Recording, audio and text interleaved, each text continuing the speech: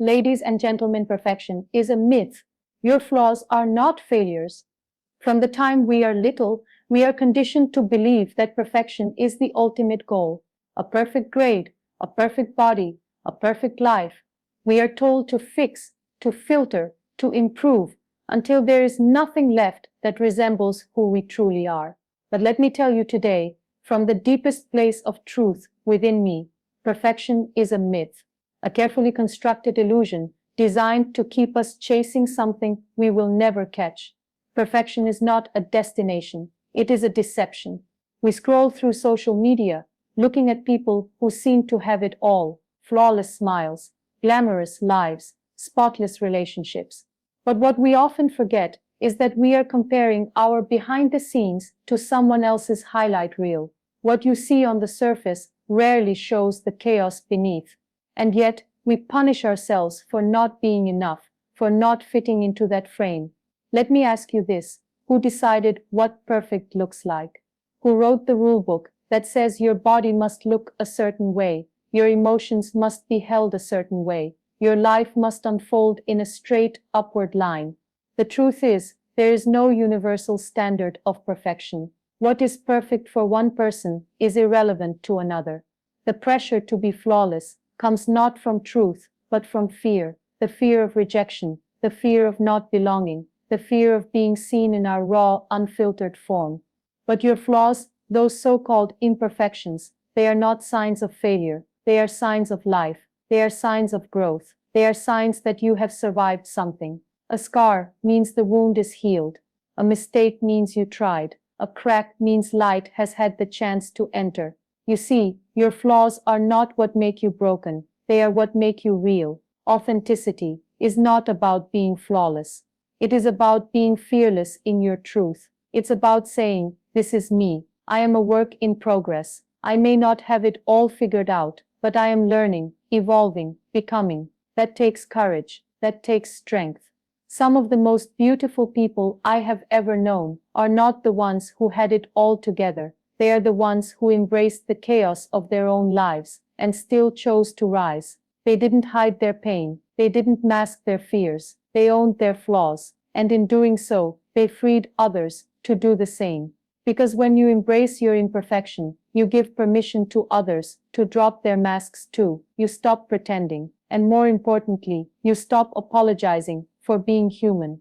Let me remind you of something very important. You were never meant to be perfect. You were meant to be whole. Wholeness doesn't come from fixing what's wrong with you. It comes from accepting every part of yourself, the joyful, the messy, the brave, the broken. It comes from standing in front of the mirror, not to criticize your reflection, but to honor it.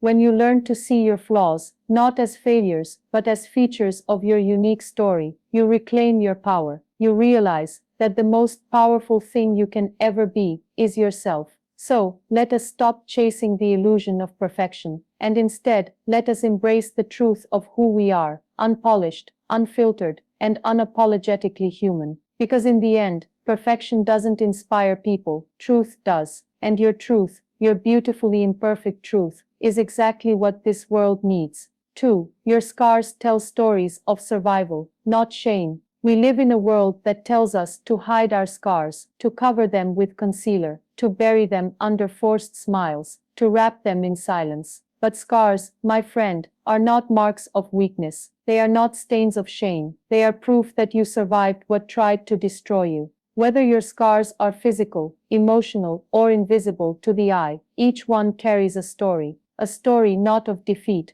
but of resilience, not of failure, but of endurance. They remind us that there were moments when we were hurt, broken, or lost, but we made it through. Scars are the punctuation marks in our life stories. They say, "You fell, you bled, but you rose again." Yet so many of us are taught to treat our pain as a secret.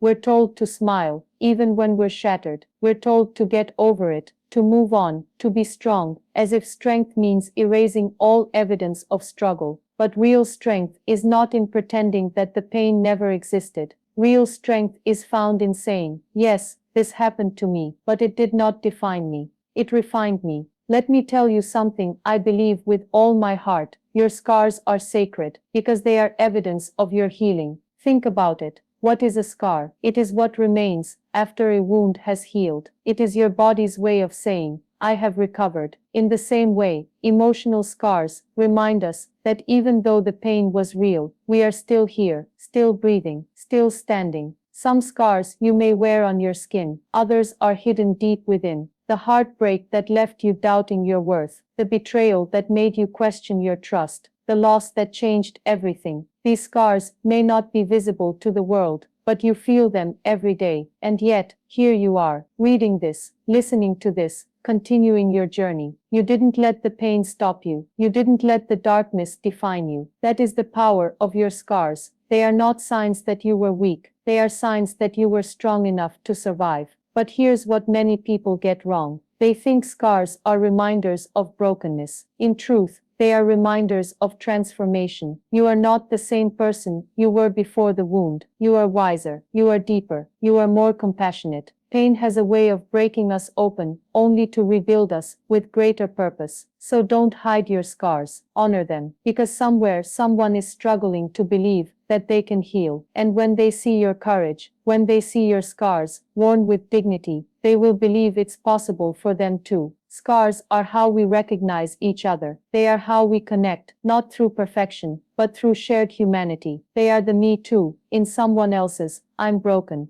They are the bridge between isolation and belonging. Muniba Mazari once said, don't hide your imperfections. They make you who you are. And I would add, don't hide your scars. They are the most honest parts of your story. So the next time you feel tempted to shrink your truth, to cover your pain, to pretend everything has always been perfect, remember this: your scars are not your shame. They are your strength. They are not your weakness. They are your wisdom. They are not the end of your story. They are the evidence that your story continues. Wear them not as wounds, but as warrior marks, because you have fought battles others may never understand, and you are still here, and that more than anything else is something to be proud of. 3. Self-love begins where judgment ends. We often speak about self-love as if it's a luxury, something you earn only after you've reached a certain level of perfection, as if you can only love yourself when you are thinner, richer, more successful, more beautiful. But that's not love. That's a contract based on conditions, and true love, especially self-love, has no conditions. Let me tell you a truth that changed my life. Self-love doesn't begin with praise. It begins with the end of judgment. You cannot truly love yourself while you are still judging yourself through the eyes of others. You cannot practice self-love while you are tearing yourself down with every insecure thought, every comparison, every unrealistic expectation. And yet, so many of us live in that place, that harsh inner courtroom, where we are both the accused and the judge, where every flaw is magnified, every mistake is replayed, and every part of ourselves that doesn't measure up is condemned. But I ask you, who built that courtroom in your mind? Who decided that you must look a certain way, achieve a certain success, or meet a certain standard before you are allowed to feel worthy? That voice of judgment was not born with you. It was planted by a world obsessed with perfection, by systems built on comparison, by people who projected their own pain onto you. And every time you judged yourself for not being enough, you watered that seed.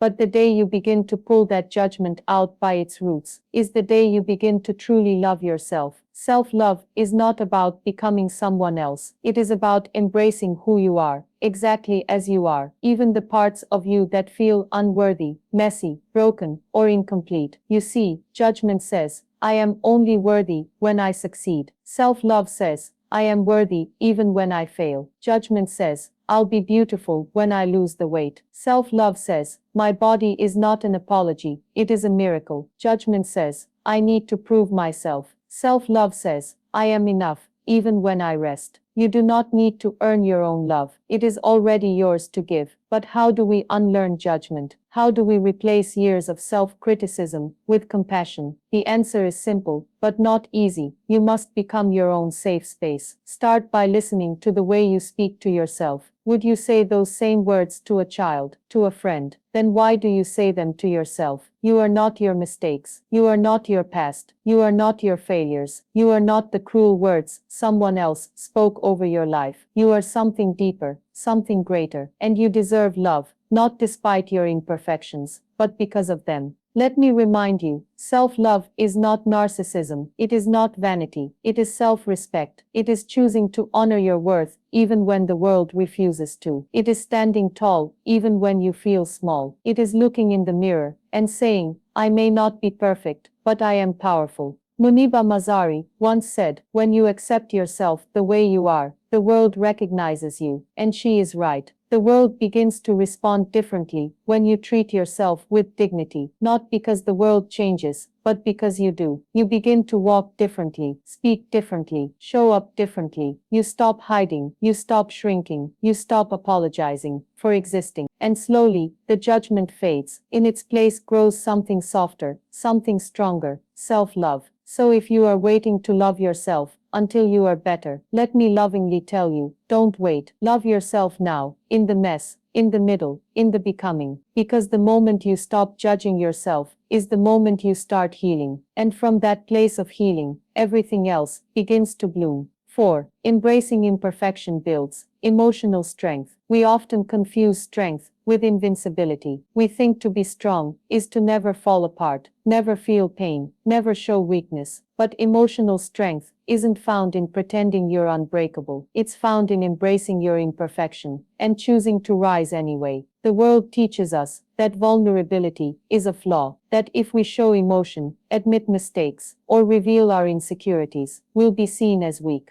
But let me ask you this, what takes more courage, hiding behind a mask, or standing in the light of your truth? True emotional strength is not silent suffering. It's not suppressing your feelings to seem strong. It is the power to feel fully and still move forward. It is the resilience to stumble, to break, to question, and yet still get back up and say, I am not done. When you embrace your imperfection, you stop resisting the parts of yourself that feel unworthy and instead begin to understand them. That understanding is where emotional growth begins. Every time you admit, I don't have it all together, you open the door to learning, healing, and connecting. You become more real, and being real is the most courageous thing you can ever be. Think about it. Growth doesn't happen when everything is smooth and perfect. It happens when you are stretched beyond your limits, when you face discomfort, when you are forced to confront your deepest fears. And that kind of growth only happens when you stop running from your imperfections and start embracing them. Emotional strength is not about how little you feel. It's about how deeply you can feel without letting it break you. It's about being honest with yourself and saying, yes, I am struggling, while still holding on to hope. It's about sitting with your pain and refusing to let it define you. And here's the beautiful part. When you embrace your imperfection, you give yourself permission to heal. You stop trying to live up to an impossible standard, and you start building inner peace. You stop punishing yourself for being human, and you start celebrating yourself for being whole. Every tear you've cried, every time you've failed, every moment you doubted yourself,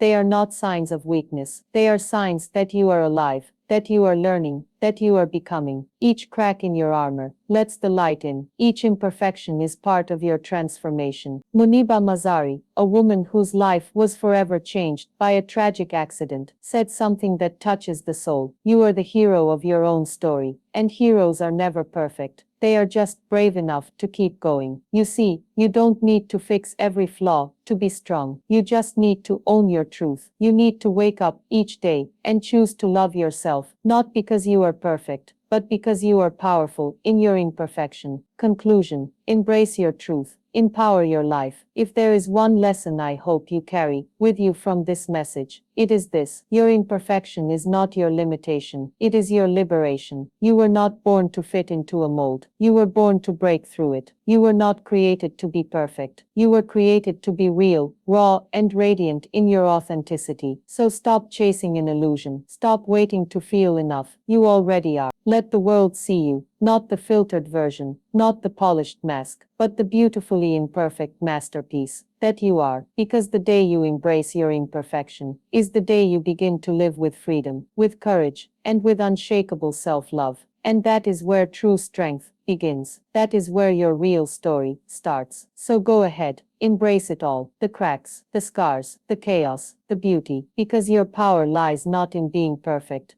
but in being fully, unapologetically you.